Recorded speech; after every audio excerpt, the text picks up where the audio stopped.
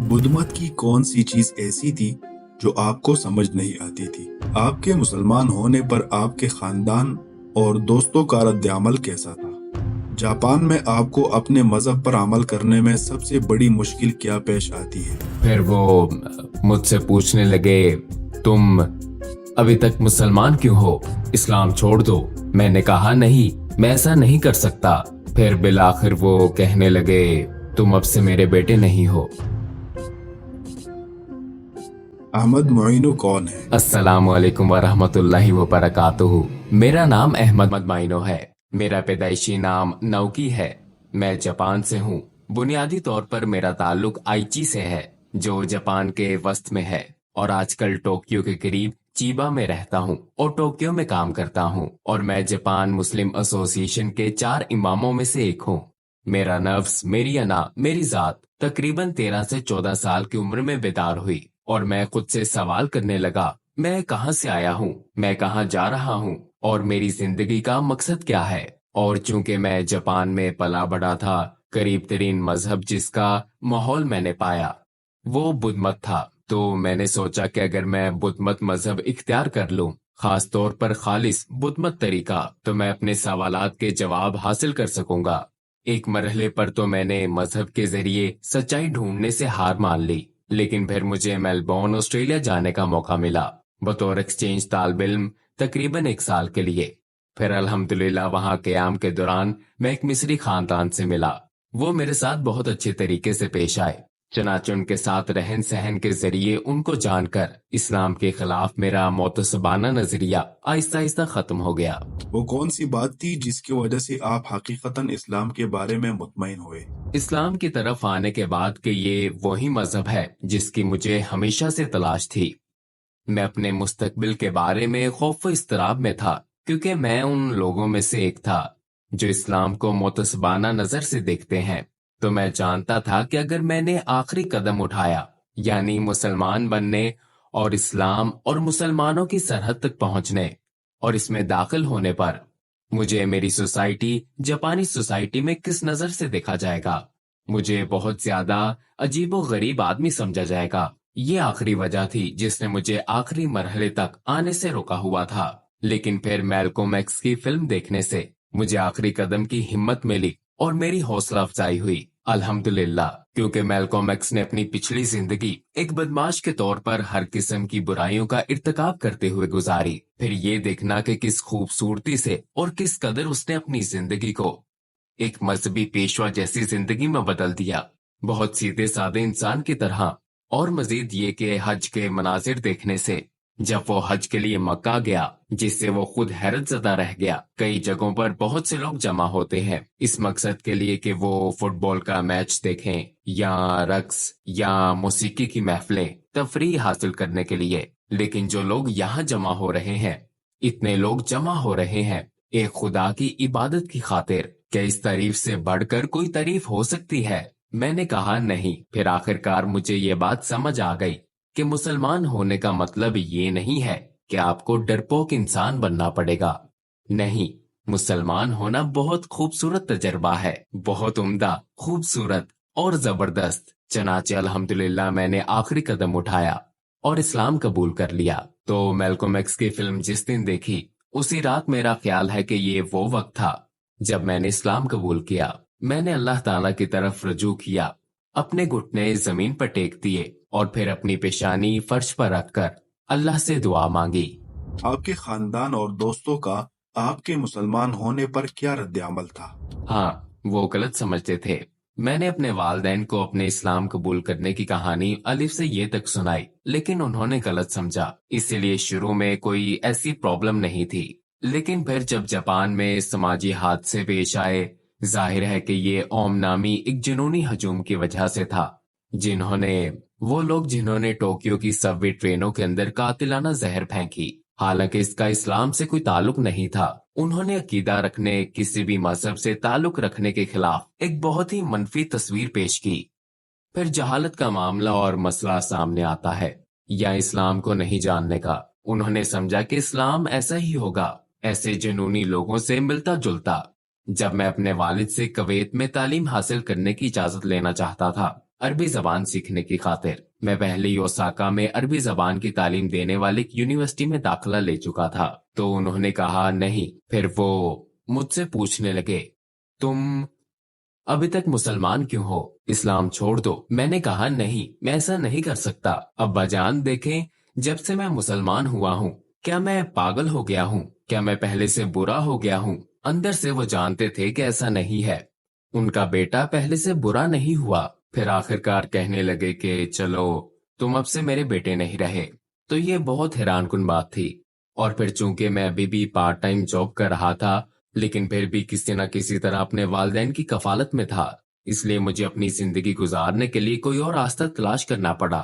پھر اگلے دن میں کوبا شہر کی مسجد میں گیا اور اپنے مسئلے کے بارے میں مصری امام سے مشورہ کیا، تو انہوں نے مجھے مصری سفارت خانے کے نام ازہر یونیورسٹی میں اسکالرشپ حاصل کرنے کے لیے سفارشی خط دیا۔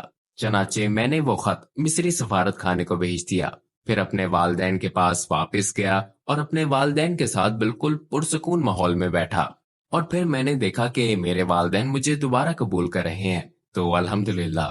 کیا ان میں سے کسی نے آپ کے بعد اسلام قبول کیا؟ السلام علیکم بھائی اور بہنوں، ہم نے دیکھا ہے کہ ہمارے 80% ناظرین بشمول اس ویڈیو کے نے ہمارے چینل کو سبسکرائب نہیں کیا ہے۔ جیسا کہ آپ جانتے ہیں، ہم ایک غیر منافع بخش تنظیم ہے اور ہم نے اپنی ویڈیوز پر ایڈز بند رکھی ہیں، لہٰذا ہم صرف اس لیے کہہ رہے ہیں تاکہ سچائی کو پھیلایا جائے۔ یہ ایک چھوٹا سا عمل لگ سکتا ہے، لیکن انشاءاللہ یہ بہت سے لوگوں کے لیے رہنمائی کا ذریعہ ہوگا۔ آئیے اب سبسکرائب بٹن پر کلک کریں اور ایک ساتھ چلیں ابدیت کی طرف۔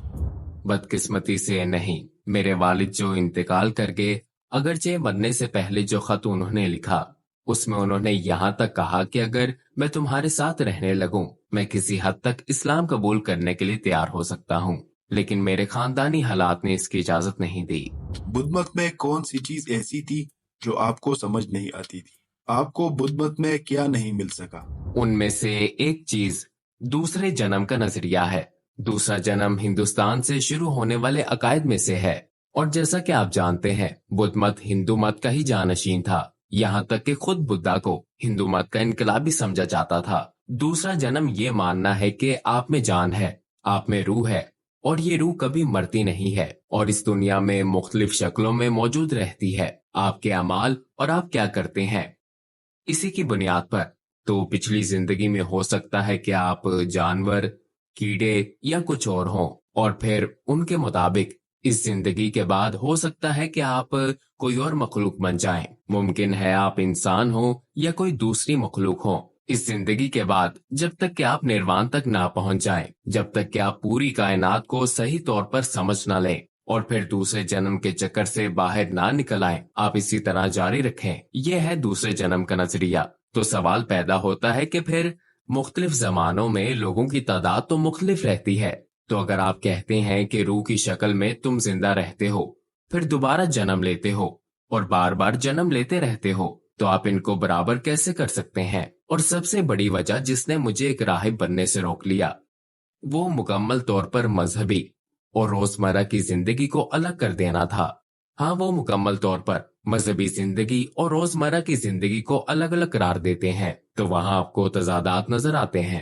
اگر کوئی جاپان میں اسلام تلاش کرنا چاہے اور گوگل میں اسلام کے بارے میں کچھ سوالات لکھے تو اسے کیا جواب ملے گا؟ خیر، بہت سے ہو سکتے ہیں، اس بنیاد پہ کہ وہ اسلام کو جاننے میں کتنی گہری دلچسپی رکھتا یا رکھتی ہیں، لیکن بہت بدقسمتی سے کچھ کتابیں موجود ہیں جو کسی مستشرق کی لکھی ہوئی ہیں، جس کا مقصد جاپانی لوگوں میں اسلام کے خلاف نفرت پھیلانا ہے۔ وہ کتابیں بدقسمتی سے آج کل کی ایک بہترین سیریز کے طور پر دستیاب ہیں، لہٰذا ممکن ہے کہ یہ وہ پہلا مواد ہو جو انہیں مل سکے۔ جاپان میں آپ کو اپنے مذہب پر عمل کرنے اور بطور مسلمان زندگی گزارنے میں کیا مشکلات پیش آتی ہیں؟ فی الحال میں کہوں گا تعاون کرنے والوں کی کمی۔ مثلاً الحمدللہ میرے 5 بچے ہیں، لیکن جیسا کہ آپ جانتے ہیں کہ ہمارے پاس میرا مطلب ہے کہ مجھ سمیت میرا خاندان 7 افراد پر مشتمل ہے۔ میرے خاندان اور رشتہ داروں کے درمیان واحد مسلمان ہم ہیں۔ ایسا ہی میری بیوی کا معاملہ ہے، تو ہمارے خاندان نہیں ہے۔ خاندانوں کے ہاتھ جو خیال رکھیں برادری کا ہاں، یہاں تک کہ وہ کمیونٹی جہاں میں رہائش پذیر ہوں، چیبا کے کیوٹو نامی جگہ میں جہاں نسبتاً زیادہ مسلمان رہتے ہیں، لیکن میرے دیکھنے میں مسلمان نماز کے اوقات میں جمع ہوتے ہیں، لیکن اپنی نجی زندگی کے لیے مجھے ان میں کوئی رابطہ نظر نہیں آتا، جانتے ہیں۔ آپ روزمرہ کی زندگی میں دوسرے مسلمانوں کے ساتھ زیادہ میل جول نہیں کرتے۔ نبی کریم صلی اللہ علیہ وسلم کی کون سی اچھی صفت تھی جس نے آپ کو سب سے زیادہ متاثر کیا؟ ان کی رحمت، خاص طور پر اس وقت جب وہ طائف سے واپس آ رہے تھے، طائف کے لوگوں کو دعوت دینے کی کوشش کر رہے تھے، لیکن ان پر پتھر پھینکے جا رہے تھے، اور اس عمل کے خلاف جب انہیں فرشتے کی طرف سے یہ پیشکش کی گئی کہ ان کو کچل دیا جائے تو انہوں نے کیا کہا؟ سبحان اللہ، برائے مہربانی ایسا مت کرنا، شاید ان کے بعد ایسی نسلیں آئیں جو ایک خدا پر ایمان لانے والے ہوں۔ سبحان اللہ۔ آپ نے امام بننے کا انتخاب کیوں کیا؟ کیونکہ کوئی دوسرا نہیں کر رہا۔ سبحان اللہ۔